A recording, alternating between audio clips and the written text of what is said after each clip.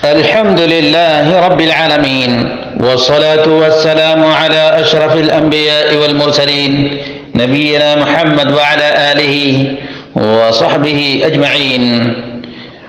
قال الله تعالى: يا أيها الذين آمنوا اتقوا الله وابتغوا إليه الوسيلة وجاهدوا في سبيله لعلكم تفلحون.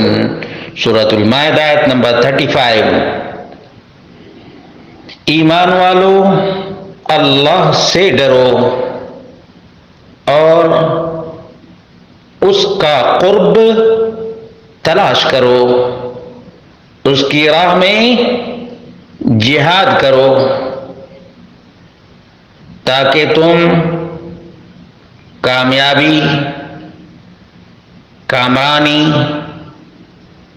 اور فوز و فلاح سے ہمکنار ہو جاؤ. میرے بھائیوں، دوستوں اور ساتھیوں، ہمارے سماج اور معاشرے میں اس آیت میں وارد الوسیلہ کے سلسلے میں بہت سی غلط فہمیاں ہیں، اور غلط فہمیوں کے نتیجے میں مردوں کی پوجا پرستش اور عبادت ہوتی ہے، مردوں کی دعائی دی جاتی ہے، مردوں سے التجا، فریاد، استمداد کیا جاتا ہے.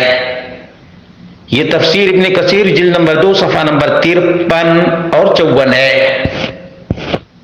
علامہ ابن کثیر کہتے ہیں: اما تفسیر لفظ الوسیلہ فہی الطریق الموصلہ الی اللہ تعالی، وہ راستہ ہے جو اللہ تک پہنچاتا ہے. ولا طریق موصلہ الیہ عز وجل الا الطریق التي يحبها اللہ ويرضى عنها. اور اللہ رب العالمین پر صرف اللہ رب العالمین تک صرف وہی راستہ پہنچا سکتا ہے جس کو خود اللہ رب العالمین پسند کرتا ہے اور اس سے راضی بھی. وَتَكُونُ بِطَاعَتِهِ، اور اللہ رب العالمین کا تقرب اس کی اطاعت اور فرما برداری ہی کے ذریعے سے حاصل ہو سکتا ہے. وَتَرْكِ مَعْصِيَتِهِ، اور اللہ رب العالمین کی نافرمانی سے بچ کر ہی اللہ رب العالمین کا قرب حاصل کیا جا سکتا ہے. یقول تعالی آمرا عبادہ المؤمنین بتقوا، اس آیت میں اللہ رب العالمین اپنے مومن بندوں سے کہتا ہے کہ اللہ کا تقوی اختیار کرو. وہی اذا قرنت بطاعته كان المراد بها الانکفاف من المحارم وترک المنہیات. جب اس کا تعلق اللہ کی اطاعت سے ہوتا ہے تقوی کا، تو اس سے مراد کیا ہے؟ محرمات سے دور اور منہیات کو ترک کرنا.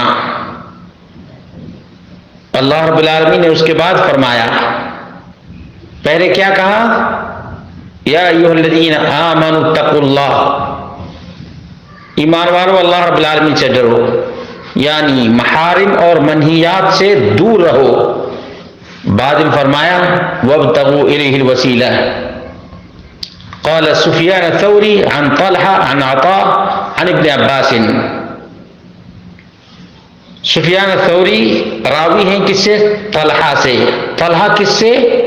عطاء ابن ابی رباح جو امام ابو حنیفہ کے استاد ہیں.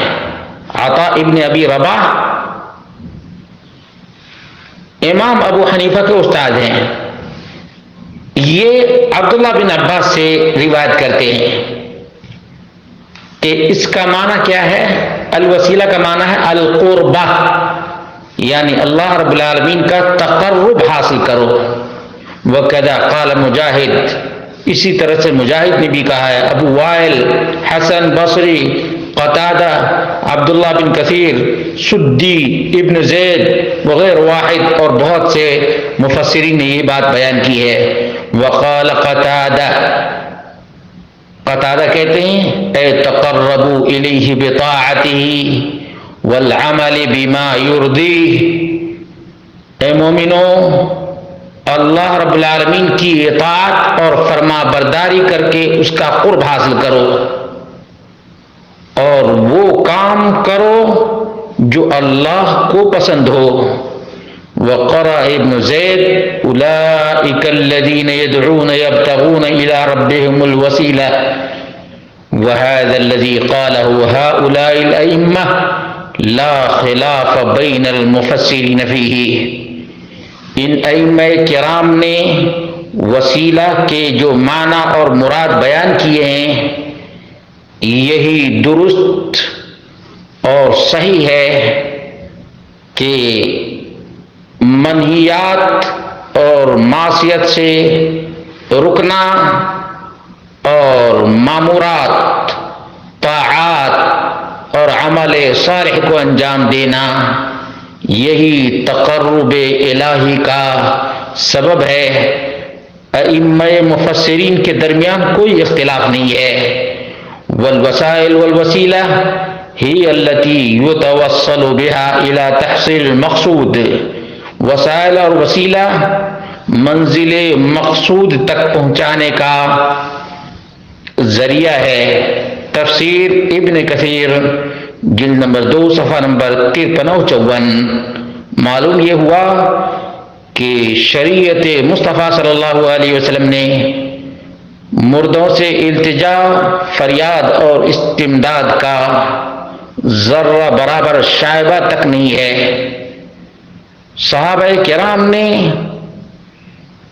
قرآن و سنت کو جس طرح سمجھا ہے اسی طرح قرآن و سنت کو سمجھنے میں اور اسی طرح عمل پیرا ہونے میں کامیابی ہے، کامرانی ہے اور نجات بھی۔ لیکن مردہ پرستی، مردوں کی دعائی نہ وسیلہ ہے اور نہ ذریعہ ہے، بلکہ دین سے دوری ہے اور شرک و کفر میں انہماک اور غرقہ بھی ہے۔